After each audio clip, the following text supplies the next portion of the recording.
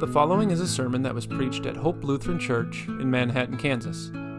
For more information about our church or to watch and listen to past sermons from Hope, visit manhattanhope.com. Thank you for listening. God's word for us to consider today comes from Matthew chapter 9, verses 9 through 13. It's printed for you on page 5. It's also up for you on the screen, which now no longer has the little thing in the corner. Matthew chapter 9. As Jesus went on from there, he saw a man named Matthew sitting at the tax collector's booth. "Follow me," Jesus told him, and Matthew got up and followed Jesus. While Jesus was having dinner at Matthew's house, many tax collectors and sinners came and ate with him and his disciples.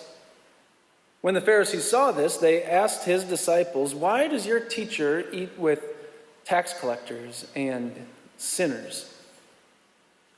On hearing this, Jesus said, "It is not the healthy who need a doctor, but the sick. But go and learn what this means. I desire mercy, not sacrifice. For I have not come to call the righteous, but sinners."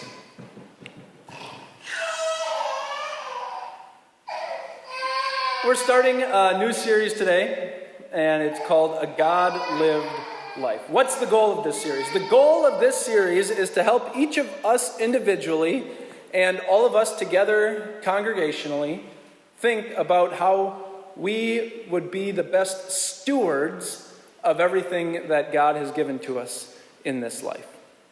And we'll talk more about what we mean when we talk about stewardship, maybe get rid of some misconceptions that people have about stewardship, because in this series, we're not just talking about money. When people hear Stewardship Sunday or Stewardship series, a lot of the times they just think, oh, pastor's just going to talk about how the church wants our money. And we'll talk about money and the financial aspect of stewardship. But today, as we start into this stewardship series, a stewardship series that's looking at not just one part of life, but all of life, our focus today is how a God-lived life is a life of hospitality. We're going to unpack what that means. To get us started, I think a scene from a movie is really helpful. Scene from the movie Forrest Gump. How many of you have seen Forrest Gump? Came out in 1994. Okay, just about everybody. If I'm spoiling something for you, it's 30 years old, so I don't feel too bad about it. But Forrest Gump, start of the movie. Forrest, going to his first day of public school.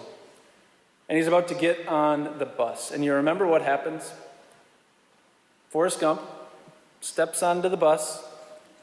He's clearly uncomfortable. He clearly doesn't have very many social skills. He's got his leg braces on, and he walks down the middle of the bus looking for a seat. And every single kid that he sees sitting on that school bus looks at him and says something along the lines of, "Seat's taken. Can't sit here." There's rejection. Forrest was probably going onto the bus, hoping that the people on the bus would be hospitable towards him, caring and loving towards him. But he was met with the exact opposite. Have you ever been in a situation like that? Maybe you've been on both sides of a situation like that. Maybe you've been in that kind of a situation where you're the one who can feel like you're being isolated from, not being shown hospitality. And that hurts if you've been in that kind of a situation. When it feels like no one cares about you, when no one loves you, when they're trying to keep you at arm's length, it hurts. But maybe what we're more guilty of is the other side. Not being hospitable to other people. Keeping people at arm's length. There are lots of things that we try to put in the way of us living this God-lived life of hospitality. We're not good at living a God-lived life of hospitality. And really, behind all of it, why do I think this is? I think it's pride. It comes down to pride. Pride that says, I'm not going to associate with who I deem to be the wrong people, because they might bring my reputation down, because it might make me a little bit uncomfortable. I'm not going to hang out with the wrong people because the way that they're doing life and the way that they're doing things, it's kind of disgusting to me. Pride says, I'm not going to hang out with the wrong people. Or pride says, I need to hang out with the right people to make sure that everybody can look at me and say, oh, he's hanging out with such and such. Oh, he must really be someone.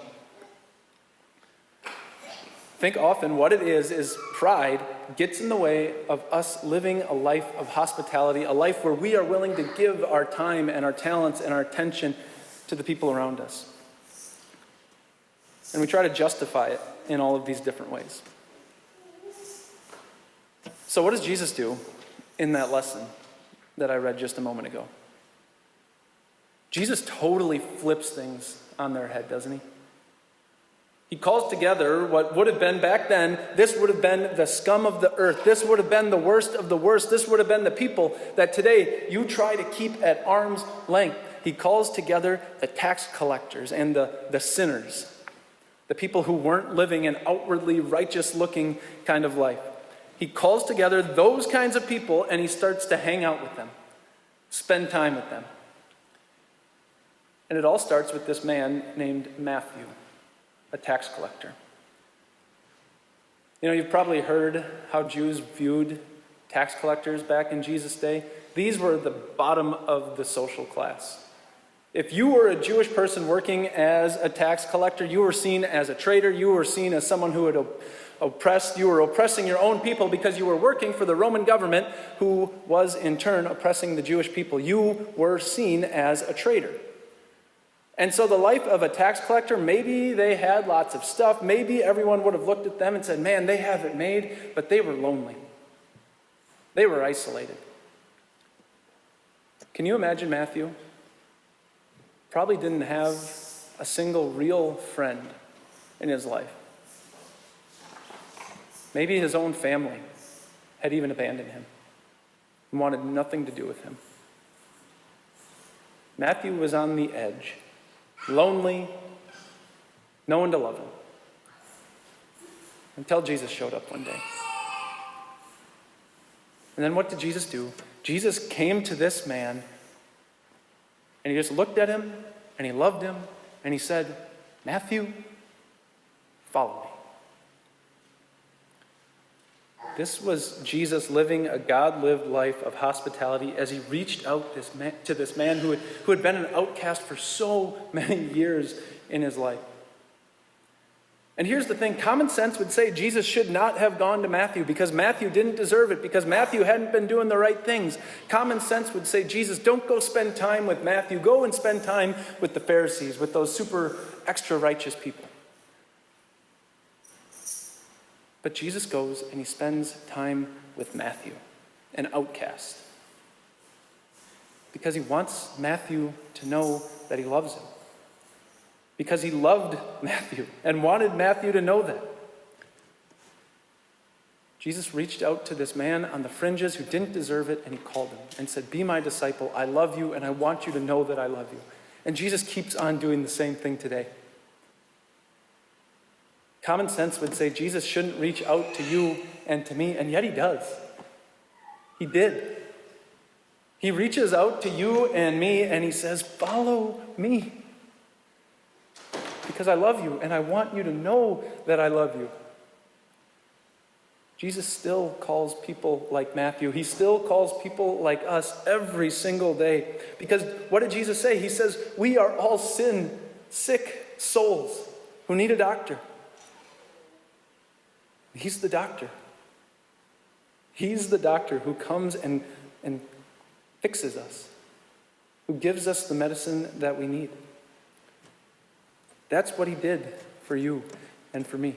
This is Jesus living a life of hospitality, a God-lived life of hospitality as he reaches out to strangers, people who should have nothing to do with him. He reaches out to them and he loves them. And for you and for me, that's for our salvation. That's how he saves us. So Jesus, he reaches out to Matthew. He loves this man who up to that point had been a stranger. And did you catch what Matthew did almost immediately afterward? Matthew got up and held a feast. He threw a party.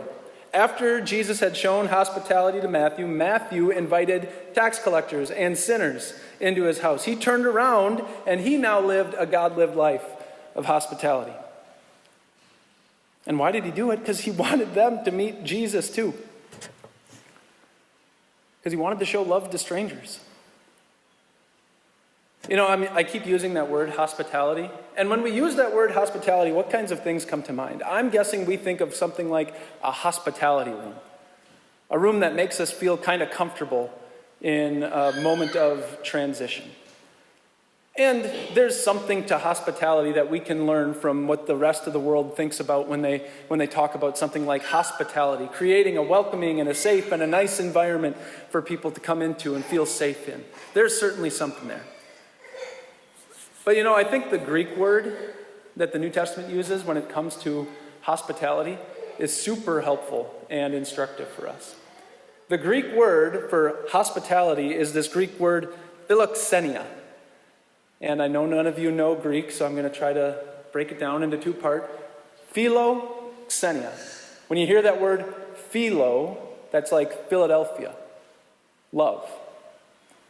Xenia, think of the word xenophobia, maybe.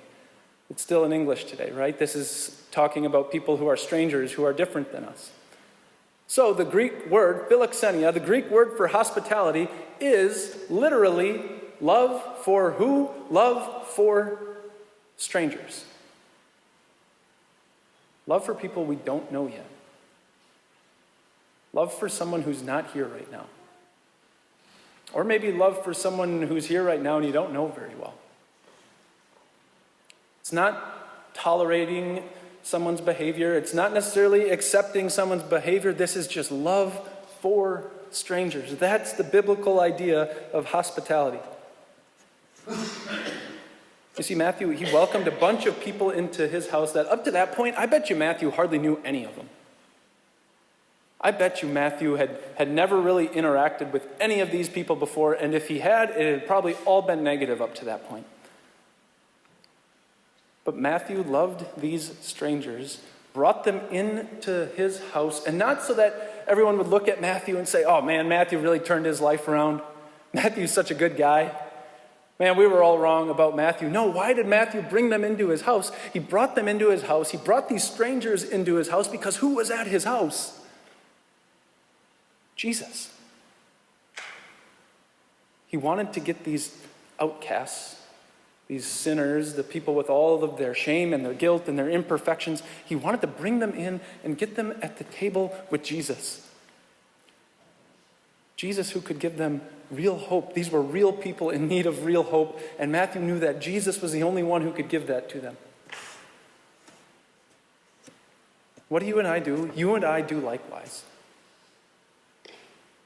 A God-lived life for you and me is still a life of hospitality. This last week on Wednesday, from 8 to 5, I went to an event where my office is at now. And it was hosted by our local United Way. And at this event, the host, the United Way, they brought in tons of different nonprofits to come, and they could give a 15-minute presentation on what their organization was, what they're doing in the community, how they're trying to serve and meet the needs of people around us. And it was great for a number of reasons, but one of the big ones for me, walking away, say whatever you want about the rest of what was going on that day, the big thing for me, walking away from all of that, was seeing there are so many people right here in Manhattan who are hurting, who are lost, who feel lonely and isolated, who probably have never had a stranger just look them in the face and say, I love you, or something similar to it. We can do that. We can love strangers, and we can love them for all the right reasons. We can love them because we've first been loved, and now we just get to turn around and share that love with other people.